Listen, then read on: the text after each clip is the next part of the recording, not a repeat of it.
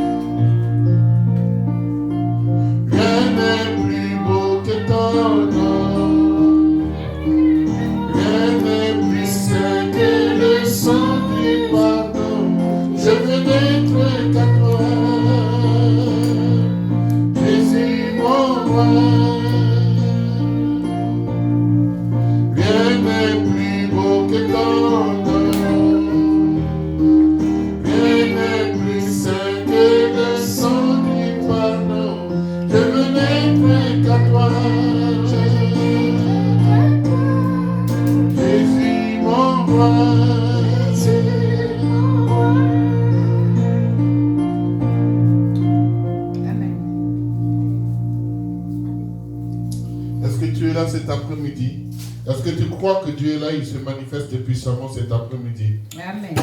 Alors Dieu que nous prions, il est présent, il est fidèle, il est bon, il est merveilleux.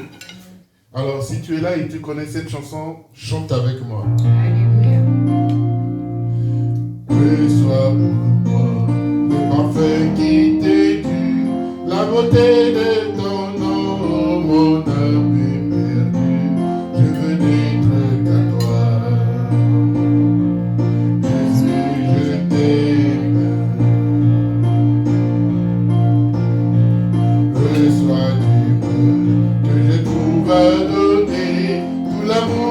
Mes yeux n'ont pas pu te donner, je veux n'être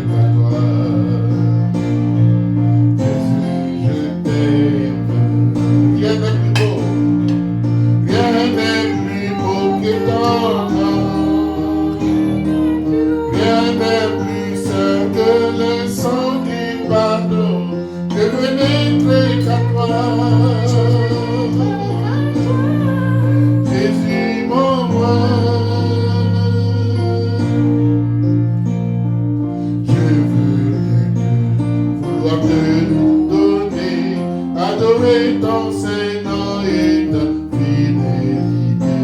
Je veux n'être qu'à toi. Jésus, je t'aime. Je veux porter et laver à ta croix les pensées de mon cœur dans le cœur de tes doigts. Je veux n'être qu'à toi.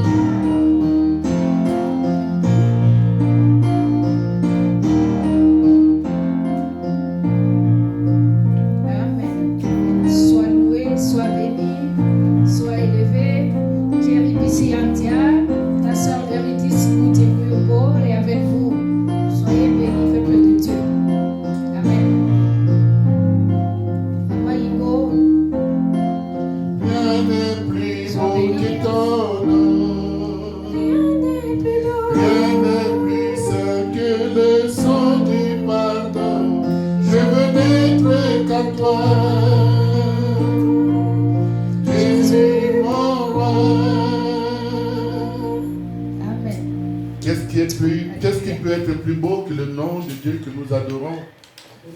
Rien n'est pareil que lui, rien n'est comparable à lui. Voilà pourquoi nous l'adorons, nous le bénissons parce qu'il est notre Dieu, notre roi, c'est lui qui nous fait du bien. Dieu nous a accordé un temps d'adoration et ce temps, il nous a permis afin qu'il continue à nous enseigner. Alors nous allons prendre une minute pour lui rendre grâce. Oui Seigneur, nous te bénissons encore une fois, nous te disons merci. Parce que tu nous as accordé un temps d'adoration et ce temps d'adoration est fini. Maintenant, ce temps t'appartient à toi, seul toi qui parles. Alors, parle dans notre vie. Enseigne-nous parce que oui, tu as la parole qui nous donne la vie. Tu as la parole qui éclaire nos chemins. Voilà pourquoi nous sommes disponibles pour t'entendre. Alors, parle dans notre vie. Que la chair se taise, mais ton esprit parle au nom de Jésus-Christ. Amen. Alors, peuple de Dieu, aujourd'hui, Dieu nous a accordé la grâce de partager un sujet important. Le péché de l'Église qui arrange tout le monde. C'est ce sujet dont nous allons partager entre nous cet après-midi. Parce que Dieu, dans son amour, veut que tu sois instruit, veut que tu sois enseigné pour que tu ne tombes pas dans le péché, pour que tu ne marches pas en contre-courant avec la loi de Dieu. Voilà le sujet dont nous allons partager, le péché de l'Église qui arrange tout le monde. Nous allons lire un texte dans l'Évangile de Jean, chapitre 2. L'Évangile de Jean, chapitre 2, nous lisons du verset 13 au verset 16. N'hésite pas de prendre ta Bible, même si tu es à la maison. C'est de cette manière que tu peux vérifier la certitude de la parole de Dieu. Alors, prends ta Bible ensemble avec moi et nous lisons du verset 13 au verset 16. Je lis la parole de Dieu au nom de Jésus-Christ. La Pâque des Juifs était proche et Jésus monta à Jérusalem. Il trouva dans le temple les vendeurs de bœufs, de brebis et de pigeons et les changeurs assis. Ayant fait un fouet avec des cordes, il les chassa tous du temple, ainsi que les brebis et les bœufs. Il dispersa la monnaie des changeurs et renversa les tables. Et il dit aux vendeurs de pigeons, ôtez cela d'ici, ne faites pas de la maison de mon père une maison de trafic. Amen, peuple de Dieu. Jésus a dit, ne faites pas de la maison de mon père une maison de trafic. La Bible déclare que la Pâque des Juifs était proche et Jésus monta à Jérusalem. Il trouva dans le temple les vendeurs de bœufs, de brebis et de pigeons et les changeurs assis. Qu'est-ce qu'il fait? Ayant fait un fouet avec des cordes, il les chassa tous sans exception. Tous du temple, ainsi que les brebis et les bœufs. Il dispersa aussi la monnaie des changeurs et renversa les tables. Il dit aux vendeurs de pigeons, ôtez cela d'ici et ne faites pas de la maison de mon père une maison de trafic. Aujourd'hui, Dieu veut que tu sois enseigné sur certaines choses en ce qui concerne Dieu. Ignorer la loi de Dieu, les principes de Dieu t'amène à pécher et tu te condamnes toi-même. Car c'est écrit dans la Bible que ceux qui vivent selon la loi, au moment du jugement, ils seront jugés par la loi. Ceux qui vivent selon la loi, pendant le jugement, à la fin du temps, ils seront jugés selon la loi de Dieu. Amen. Et pour cette raison, Dieu t'a dédié un enseignant, le Saint-Esprit, pour qu'il t'enseigne, car il y a certains péchés. Si tu les commets, la Bible déclare que Dieu va punir tes enfants jusqu'à la 3e et la 4e génération. Donc, il est important que tu saches ces choses afin que tu ne pêches pas. Et pour éviter cela, à toi et à tes enfants, une condamnation de 3e génération jusqu'à la 4e génération, il faut que tu sois enseigné. Jésus-Christ parle de la maison, il dit maison de mon Père. Il dit la maison de Dieu, la maison de mon Père. La maison de Dieu ou le temple. Dans le passé, c'était un lieu de prière et de sacrifice offert. Sacrifice offert à Dieu. Amen.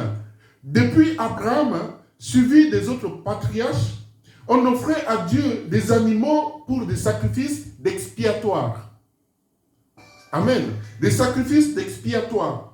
Le sacrifice de péché de la famille, le sacrifice pour effacer le péché du peuple, le sacrifice pour la purification et même des offrandes. Et c'est dans le temple que ça se passe. C'est dans la maison de Dieu que ça se passe. C'est dans le temple qu'on se liait avec Dieu. C'est dans le temple qu'on se liait avec Dieu. De nos jours, ça ne se passe plus exactement comme au temps de nos patriarches. Mais le principe n'a pas changé. Le principe n'a pas changé en ce qui concerne le temple ou la maison de Dieu. Avant, si on ramenait un agneau pour offrir à Dieu comme sacrifice pour le pardon du péché, l'agneau est posé à un endroit précis de la maison de Dieu. La cérémonie se déroule à cet endroit précis afin que si le sang de l'agneau coule à cet endroit, Mais aujourd'hui, ça ne passe plus comme ça. Si tu lis avec moi dans le livre de Hébreux, chapitre 10, verset 10, la Bible déclare que c'est en vertu de cette volonté que nous sommes sanctifiés par l'offrande du corps de Jésus-Christ une fois pour toutes. Une fois pour toutes. Donc, on ne fait plus ce genre d'offrande, de sacrifice de la maison de Dieu comme nos patriarches, tout simplement parce que toi et moi avons été sanctifiés, sacrifiés et sanctifiés par l'offrande du corps du Christ. Une fois pour toutes. On n'a plus à faire ce genre de pratique dans la maison de Dieu. On n'a plus à faire ce genre d'offrande, de sacrifice dans la maison de Dieu. Mais le temple ou la maison de Dieu reste un lieu sacré, un espace sacré, un édifice religieux où se célèbre le culte rendu à Dieu, un lieu où on vient adorer Dieu, un lieu où on vient louer Dieu. Le temple ou la maison de Dieu est un lieu de rencontre entre Dieu et l'homme, entre Dieu et l'homme. Un lieu de méditation, de prière et d'inspiration. Et d'inspiration.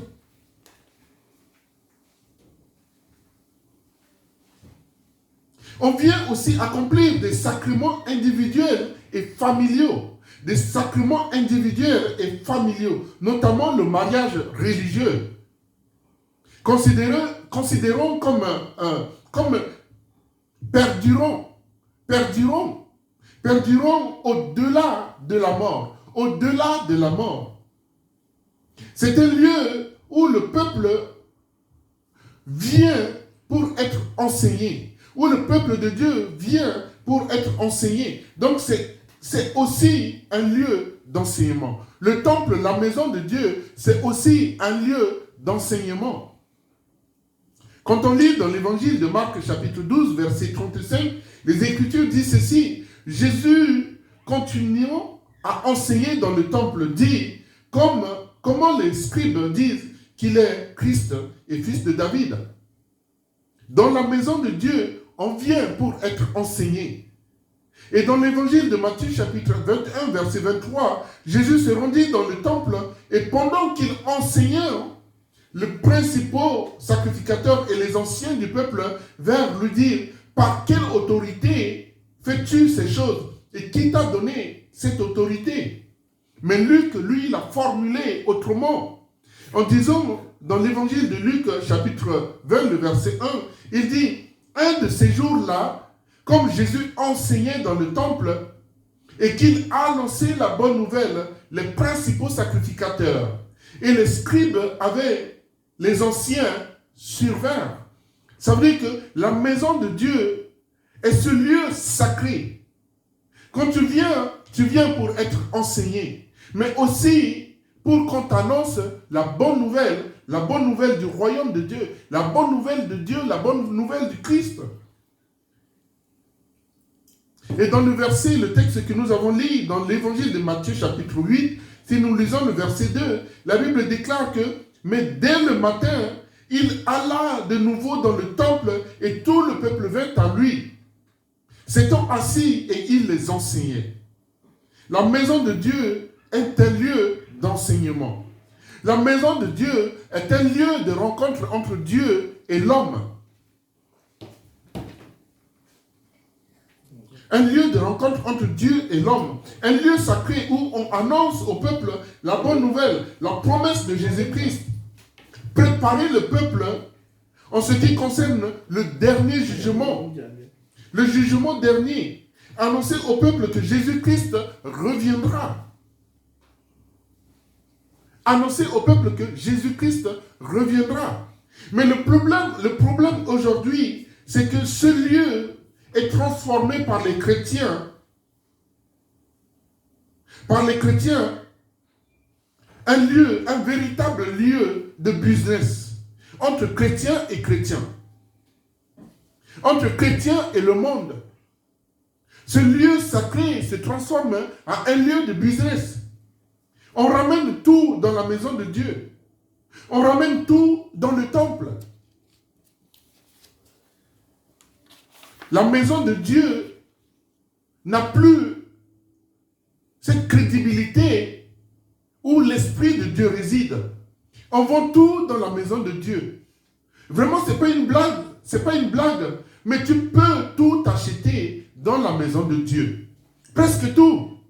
Car les chrétiens de nos jours se sont transformés à une nouvelle génération des marchands dans la maison de Dieu.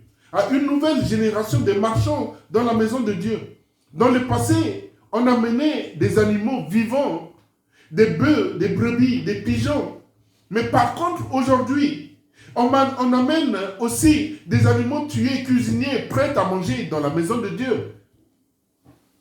Même à manger sur place, tu peux manger sur place. Tu peux aussi emporter.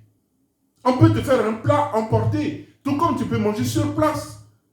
Mais c'était un lieu sacré, c'était la maison de Dieu. C'est là où l'Esprit de Dieu réside. Quand tu entres dans la maison de Dieu, tu entres en présence de Dieu. Tu dois avoir la crainte de Dieu. Tu dois ressentir cette crainte au fond de ton cœur. Dans la maison de Dieu, il y a tout maintenant de nos jours. Ou encore les marchands des robes, des chemises, des pagnes, des costumes, les chaussures, les parfums, les bijoux, des stylos avec le slogan de l'église.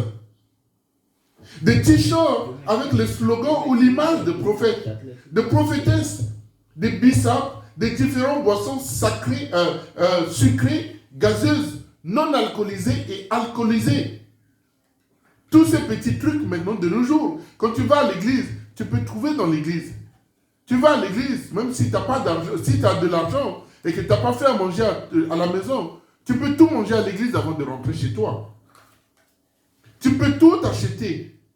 Tu achètes, tu t'assois dans l'église, dans la maison de Dieu, tu manges tranquillement. Tu achètes, tu t'assois dans l'église, tu manges tranquillement. À la fin du culte, chacun sort son petit business. Chacun sort son petit business. Jésus-Christ s'est confronté à la même situation. Ces genres de marchands dans la maison de Dieu. Ces genres de marchands dans le temple. Jésus-Christ s'est confronté à la même situation. La maison de Dieu est un véritable lieu sacré que Jésus veut faire respecter. C'est un lieu sacré. Tu ne peux pas entrer dans la maison de Dieu et en même temps, tu vois quelqu'un qui est en train de parler des choses dans le quartier, vous échangez sur des choses qui n'ont rien à voir avec Dieu. Mais si vraiment tu as la crainte de Dieu, dès que tu mets les pieds dans la maison de Dieu, tu sais que tu es en présence d'un roi des rois. Tu es en présence de celui qui est le Seigneur et Sauveur. Tu devais ressentir, avoir la crainte de Dieu au fond de ton cœur. J'ai vu la vidéo quand Élisabeth II, la reine Élisabeth II, en train de préparer son anniversaire. J'ai vu quand les gens la saluaient, les gens s'agenouaient devant elle. Les gens baissent la tête pour montrer ce respect envers elle. Mais quand tu rentres dans la maison de Dieu, lui, il est le roi des rois, le Seigneur des seigneurs, le Sauveur des sauveurs. En lui, tu as la vie éternelle. Tu devais présenter ce genre de respect dans la maison de Dieu. Mais de nos jours, il y a beaucoup de prophètes, beaucoup de bishops. Tu rentres dans l'église, tu vas trouver un t-shirt avec la photo de ton prophète, avec la photo de ta prophétesse. Il fallait qu'on te vende ces t-shirts. Même de l'eau, on met de l'eau dans les bouteilles de 33 centilitres. On vend aux gens en disant, c'est de l'eau bénite, c'est de l'eau transformée en une puissance spirituelle. Mais où est-ce que toi, tu peux transformer cette puissance et que moi, je ne pouvais pas le faire? Tu as le Saint-Esprit en toi, j'ai le Saint-Esprit en moi. Dieu t'a donné l'autorité, Dieu m'a donné l'autorité. Dieu t'a donné la puissance, moi Dieu m'a donné la puissance. Comment ça se fait que tu peux prendre une bouteille d'eau de 33 centilitres, tu mets dedans et tu vends à quelqu'un, déjà le niveau de sa vie est déjà totalement très bas et tu le vends à un prix tellement... Comment tu veux faire ces choses? Et tu me dis Dieu est dedans, mais Dieu n'est pas dedans. C'est tes envies personnelles. Dans l'église, comment tu peux faire ces choses? La Bible déclare que la Pâque des Juifs était proche et Jésus monta à Jérusalem. Au verset 14, il dit, il trouva dans le temple les vendeurs de bœufs, des brebis et des pigeons et les changeurs assis. Et oui, même aujourd'hui, quand on rentre dans le temple, dans la maison de Dieu, on trouve ces vendeurs de robes, ces vendeurs des pilons de poulet, ces vendeurs des ailes de poulet, ces vendeurs de t-shirts, ces vendeurs de crèmes, etc. Tu trouves tout dans l'église de nos jours. Le berger de l'église qui est le garant des âmes que Dieu lui a confiées. Monte une équipe choc, une équipe musclée. Leur but c'est quoi? C'est d'arriver à vendre au maximum aux enfants de Dieu les t-shirts avec le photo du pasteur, le stylo avec le slogan de l'église, le nom de l'église. On se bat pour l'église, on se bat pour la photo du pasteur. Mais ce n'est pas Dieu. Dieu n'est pas dedans. Dieu n'est pas dedans. Sans oublier les vendeurs des boissons. Sans vous oublier les vendeurs de boissons comme comment on appelle, les gingembre que tout le monde maintenant sait le faire. Et les bissap. Ces choses, tu les trouves dans l'église. C'est là où on parle du péché de l'église qui arrange tout le monde. Le péché de l'église qui arrange tout le monde. Le péché de l'église qui arrange tout le monde. D'où vient ce péché? D'où vient ce péché? Ce péché vient parce que tu introduis dans la maison de Dieu. Quand tu viens pour prier Dieu, tu viens avec ton sac, avec toutes tes marchandises à côté, tu laisses à côté. Une fois que le culte est fini, hop, tu entres dans l'église avec ton sac de marchandises, tu vas dans la maison de Dieu. Mais ces gens-là, Jésus-Christ les a chassés du temple, en disant, ne faites pas de la maison de mon Père un lieu de trafic. Dans Colossiens chapitre 1, verset 18, la Bible dit, il est la tête du corps de l'Église. Il est le commencement, le premier-né d'entre les morts, afin d'être en tout le premier. Puisque Jésus-Christ est la tête de l'Église. Et dans 1 Corinthiens chapitre 12, le verset 27, dans 1 Corinthiens chapitre 12, verset 27, il dit, vous êtes le corps de Christ. Et vous êtes ses membres, chacun pour sa part. Si Jésus-Christ est la tête de l'Église, donc toi et moi, nous sommes les membres du corps de l'Église. Nous sommes les églises de Jésus-Christ. Donc nous sommes les membres du corps de l'Église de Jésus-Christ. De loin ou de près, tu prends part à ce trafic dans la maison de Dieu. De loin ou de près, tu contribues à ce trafic dans la maison de Dieu. De loin ou de près, tu cautionnes ce trafic dans la maison de Dieu. Comment tu cautionnes? Parce que tu le vois. Tu vois ce qui se passe dans la maison de Dieu. Mais tu n'as pas réagi, tu n'as pas parlé. Ça veut dire que tu cautionnes. Donc de loin ou de près, tu participes à ce trafic dans la maison de Dieu. Agir dans la vérité, c'est de dire à ces chrétiens d'aller faire cela au marché. Et non dans la maison de Dieu. Il y a des lieux réservés à cela. Il y a des lieux réservés à cela. Des lieux dédiés pour la vente. Des lieux dédiés,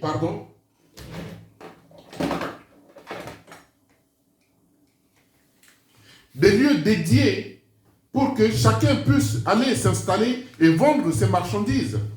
Et non dans la maison de Dieu.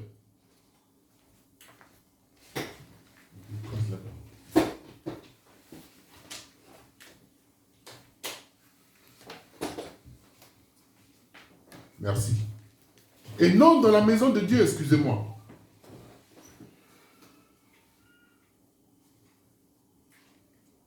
Dans Jean chapitre 2, verset 15 dit, ayant fait un fouet avec des cordes, il les chassa tous du temple, ainsi que les brebis et les bœufs. Il dispersa la monnaie des changeurs et renversa les tables. Il a chassé ses vendeurs dans la maison de Dieu. Mais pas que les vendeurs, il a chassé ainsi leurs marchandises de la maison de Dieu. La Bible dit, Jésus chassa les bœufs les brebis, les pigeons, ils renversent tout, les monnaies et tout dans la maison de Dieu. Ces chrétiens, s'ils ne respectent pas les normes de la voix de Dieu, la manière que Jésus a agi, tu dois agir. Ces chrétiens, tu dois les chasser de l'église. Chasser par, quand on emploie le mot chasser, c'est pas utiliser la force ni la brutalité. C'est pas dans le but de les empêcher de venir à la rencontre de Dieu. C'est pas dans le but de les empêcher de venir dans la présence de Dieu. Mais pour qu'ils soient enseignés en ce qui concerne la maison de Dieu. La maison de Dieu, c'est le lieu où l'Esprit de Dieu réside. C'est juste qu'ils sachent que pour vendre, on va au marché. Il y a des lieux réservés à la vente, dédiés à la vente. Alors, va, réserve ta place au marché et fais ton business. Personne ne va te reprocher quelque chose. Mais dans la maison de Dieu, Jésus a dit, ne fais pas de la maison de mon Père un lieu de trafic. Ôtez cela d'ici et ne faites pas de la maison de mon Père un lieu de trafic. Voilà le péché de l'Église qui arrange tout le monde. Les pasteurs voyaient ces choses. Les hommes de Dieu qui dirigent l'Église voient ces choses. Mais s'ils ne réagissent pas, ça veut dire que ça arrange tout le monde. Peut-être à la fin de l'Église, moi ou le pasteur ou n'importe qui a besoin d'aller prendre, acheter un beignet, une boisson pour se rafraîchir. Donc ça veut dire que ça m'arrange, ça t'arrange, ça arrange tout le monde. Le péché de l'Église qui arrange tout le monde.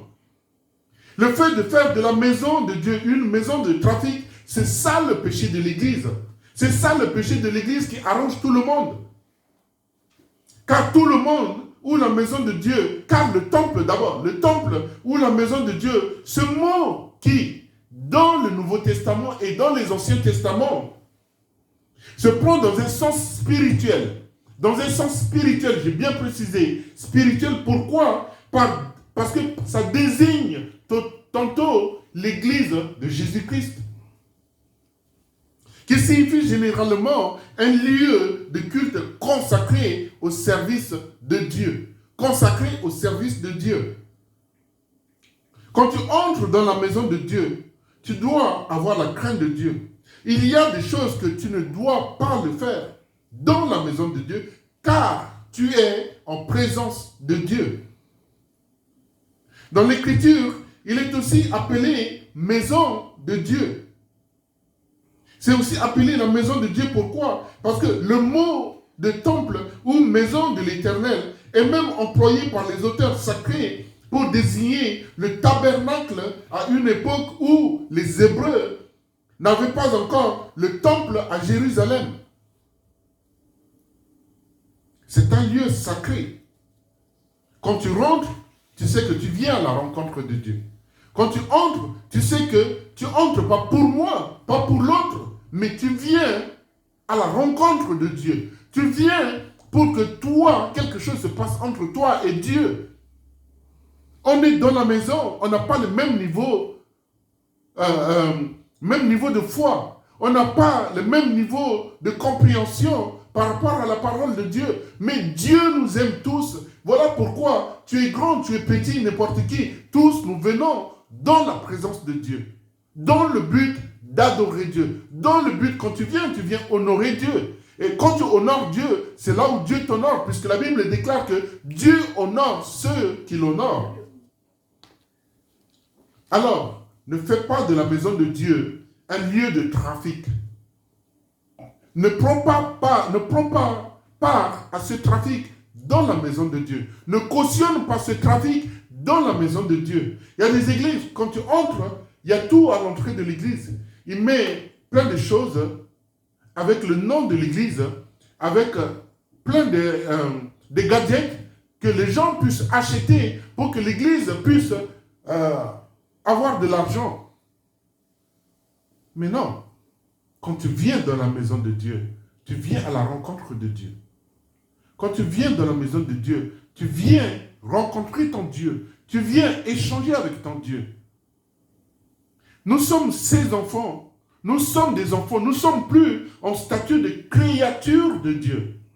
Ceux qui n'ont pas accepté Jésus-Christ comme leur Seigneur et Sauveur restent des créatures de Dieu. Mais ceux qui ont fait les démarches en acceptant Jésus-Christ comme Seigneur et Sauveur sont devenus les enfants de Dieu, puisque la Bible dit, ceux qui croient, il a donné le pouvoir de devenir enfant de Dieu. Tu es enfant de Dieu, tu n'es plus une simple création.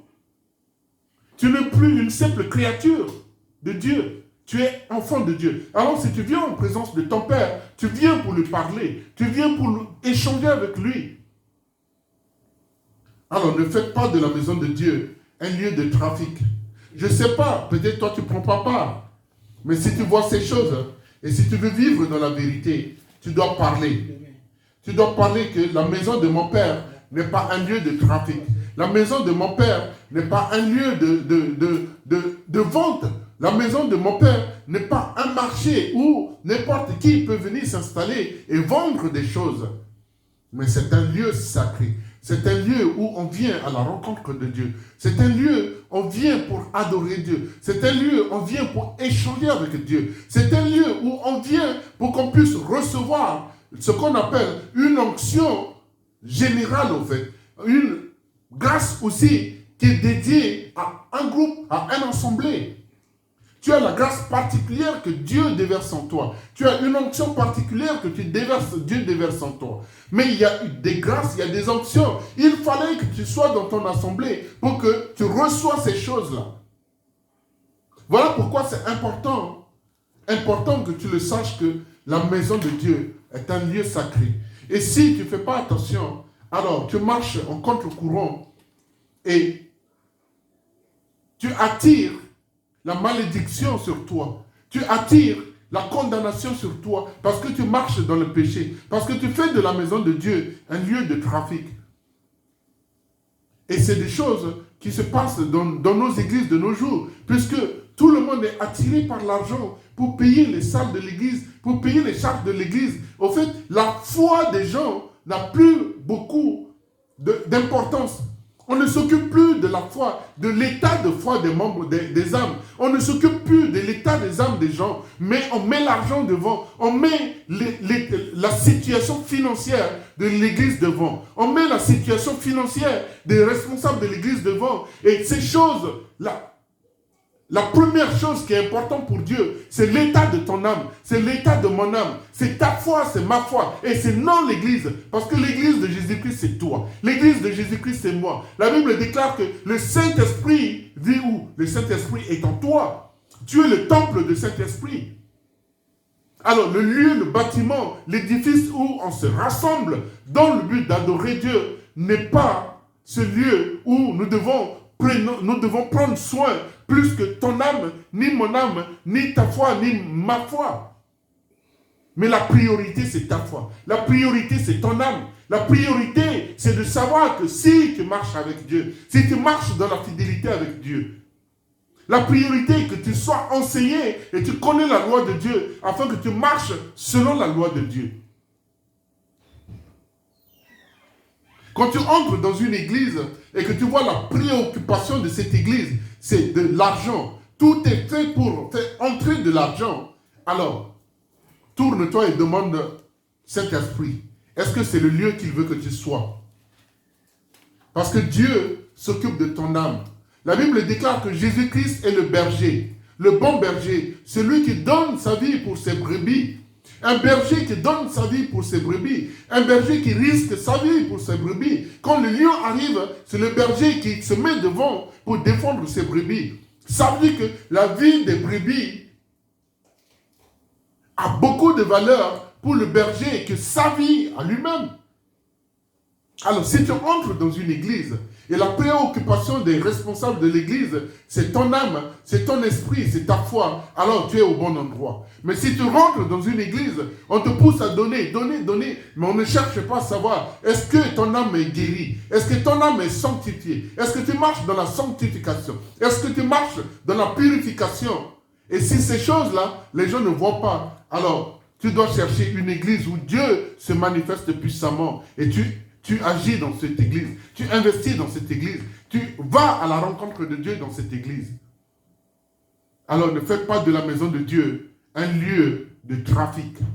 Si tu fais partie de ces gens qui vont dans la maison de Dieu, si tu fais partie de ces gens qui font du trafic dans la maison de Dieu, comme j'ai l'habitude de dire, mets la main sur ton cœur. Tu dis, Seigneur, j'en fais partie de ceux-là.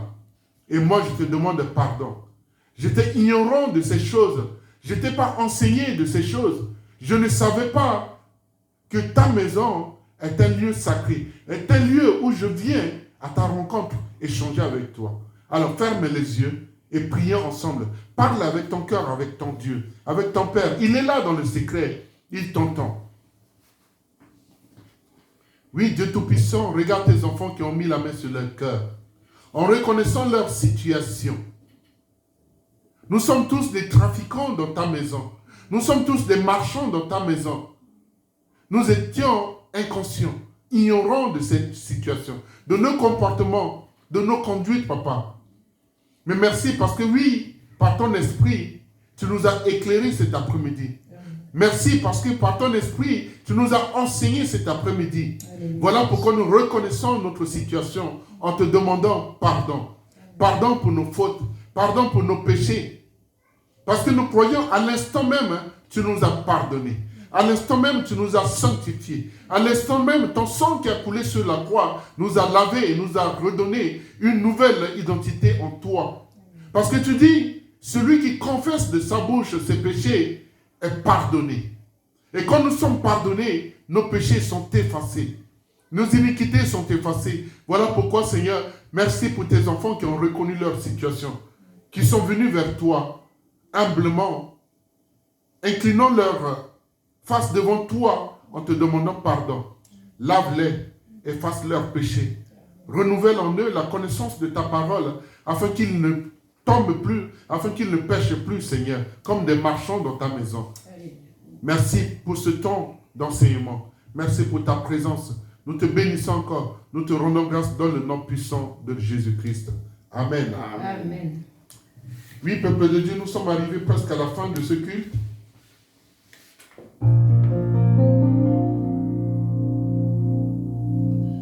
Rien n'est plus beau que ton nom. Rien n'est plus saint que le sang du pardon. Je veux n'être qu'à toi. Jésus, mon roi. Rien n'est plus beau que ton nom. Rien n'est plus saint que le sang du pardon. Je veux n'être qu'à toi. Jésus, mon roi. Amen. Reçois l'adoration. Tu es le roi des rois. Notre victoire, digne du Seigneur, Emmanuel. Reçois l'adoration. Tu es le roi des rois. Notre victoire, digne du Seigneur,